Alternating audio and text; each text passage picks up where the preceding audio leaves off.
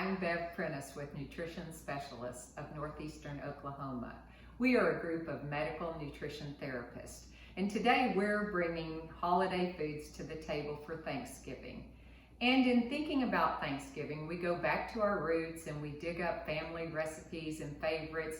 As dietitians, we may tweak them just to address nutrition or to adjust the fiber or the fat or the carbs that are in it. But most of all, they're very flavorful. We're excited about Thanksgiving. We're thankful for our patients, for their families. We're thankful for our heritage of our own families and where these recipes came from. Now, I'd like my team to introduce themselves, starting with Megan on the right. Hi, I'm Megan. Hi, I'm Virginia. I'm Mallory. I'm Nicole. These are the registered dietitians, and our support staff that makes our life so much better is I'm Kimberly. I'm Cheryl. Kim and Cheryl do our billing and our coding. Our dietitians are on the road and in homes. They see patients both by telehealth and in person, and we're anxious for you to have a wonderful holiday.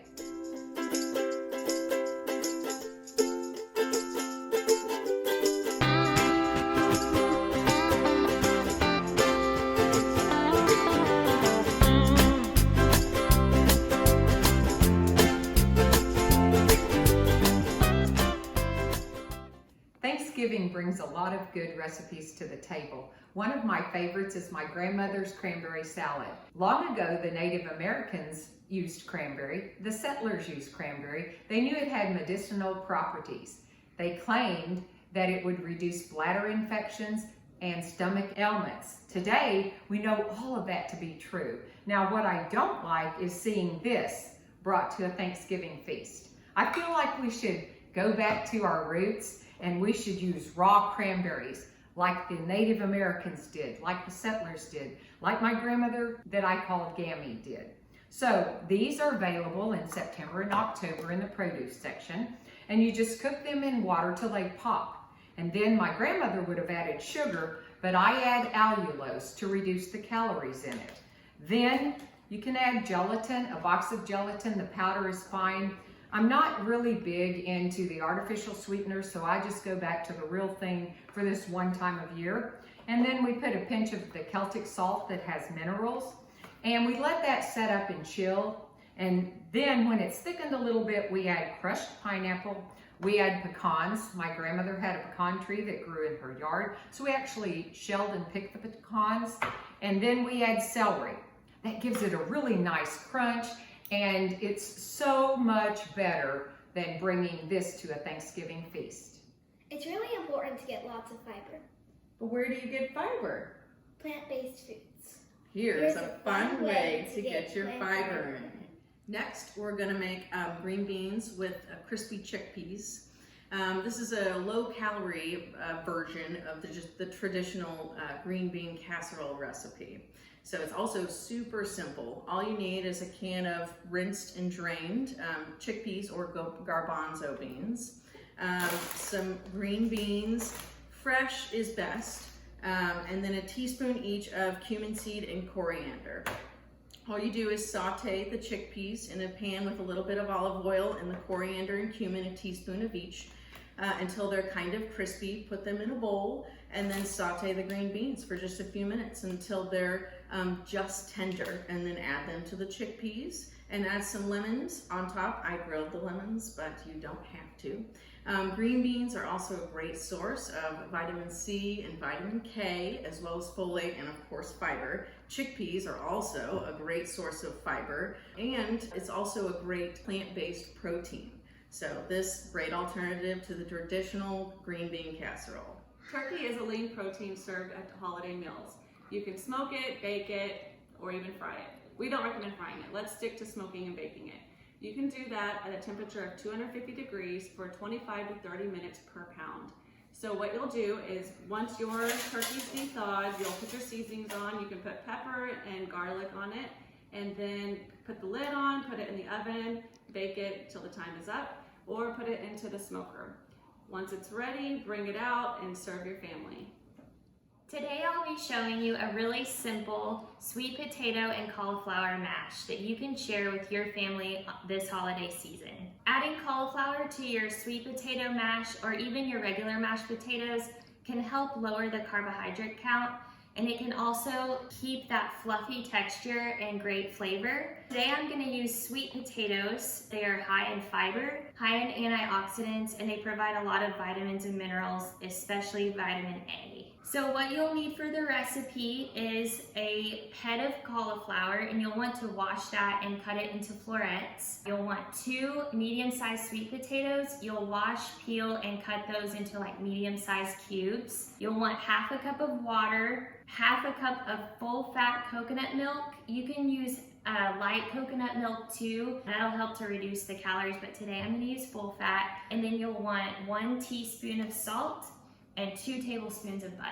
So once you have your mise en place, you're gonna add your cauliflower and your sweet potatoes into a pot, along with the coconut milk, the water, and the teaspoon of salt. You're gonna bring that to a boil and then reduce it to a simmer and add a lid. Let it cook for about 30 minutes until the sweet potatoes are fork tender. So once that's finished cooking, you're either gonna transfer the sweet potato mixture into a blender and blend till smooth, or you can actually take an immersion blender and just blend it all in the pot. Then you'll take that and put it into a bowl, and you can serve this recipe 2 ways. You can either do it savory and add a little bit of extra salt and pepper, maybe a little olive oil and some chives on top, or like I'm gonna do today, you can serve it sweet. So I'm gonna put just a little bit of cinnamon over the top.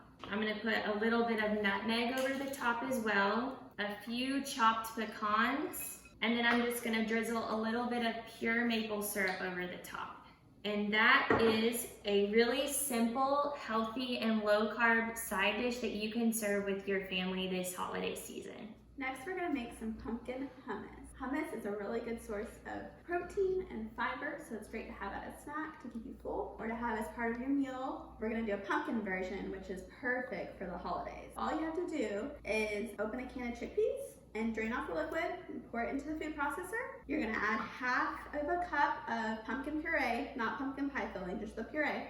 2 tablespoons of tahini. If you can't find tahini, you can use cashew butter or almond butter. I wouldn't use peanut butter because it makes it taste a little bit peanut buttery. So for this, I would use tahini, cashew, or almond butter. 2 tablespoons of lemon juice. 1 to 2 tablespoons of olive oil. Next, you're gonna add half of a teaspoon of ground cumin, half of a teaspoon of paprika, pinch or a dash of cinnamon, and half of a teaspoon of garlic powder, and about 1 teaspoon of salt. And we have Celtic sea salt. It's a little bit healthier for you. You just puree all of that together until it's smooth. If you don't have a food processor, you can use a blender. You'll just have to mix it up a little bit more to get it smooth. And that's it. And then you have your pumpkin hummus. I love it served with vegetables, makes it extra healthy, and you have some extra fiber. But you can also serve it with some crackers or pita bread as well. That's it. I hope you guys enjoy.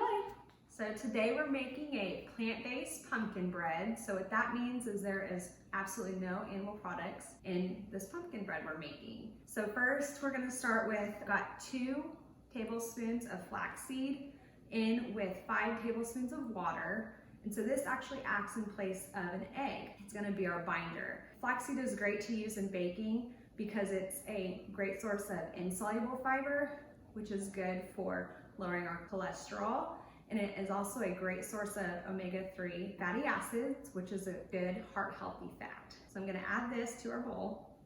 Next, we're gonna add in 2/3 cup of syrup, and that can be any syrup of your choice. Maple syrup, it can be corn syrup. I'm using a brown sugar syrup. If you're not too concerned with it being vegan, you can also use honey. After I get this in here, I'm gonna add 1/4 cup of unsweetened applesauce. Once I get that all in there, gonna go ahead and start mixing that up a little bit. And then I'm gonna add 1/4 cup of unsweetened almond milk. And once that's pretty well combined, we'll add 1 teaspoon of pure vanilla. And that's all of our wet ingredients. Now in this other bowl, I'm gonna mix our dry ingredients together. And so here I've got 2 cups of whole wheat flour. And whole wheat flour is better nutritionally than white flour because it has the germ and the bran of the wheat intact, which has the most nutrients. Now to this, I'm gonna add 1 teaspoon each of baking powder and baking soda, and then 1 teaspoon of cinnamon, along with 1.5 teaspoons of pumpkin pie spice, and 1/2 teaspoon of salt. So I wanna get this all well combined before adding my wet ingredients to this. Once that's all kind of come together, we'll stir in our wet ingredients. And this is gonna be a pretty thick batter, so don't be alarmed if it's not as thin as you think it should be.